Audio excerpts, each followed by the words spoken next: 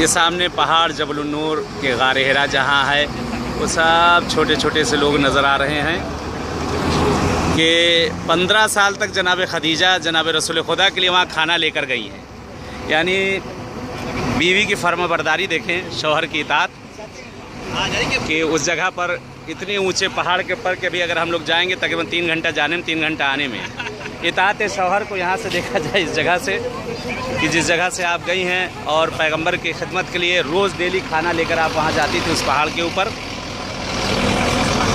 और वहीं पर सूरह इक़रा जो कि नाजिल हुआ कुरान, उसी जगह से तो छोटे छोटे, बहुत छोटे छोटे लोग नज़र आ रहे हैं यहाँ पे। जबल नूर और गार हिरा भी कहा जाता है। सूरह इक़रा बिस्मि रब्बिकल लज़ी खलक़ किस जगह पे बहरहाल नाजिल हुआ है पैगंबर आज़म पर।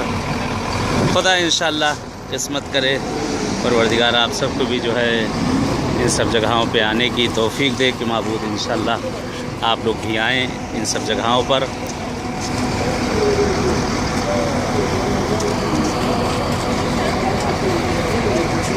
वो सामने नज़र आ रहा है पहाड़, देखिए ऊपर पहाड़ ऊपर नज़र आ रहा है कि जहाँ पर जनाब रसूल खुदा इबादत के लिए जाया करते थे और जनाब खदीजा वहाँ खाना लेकर आपके लिए उस जगह पर।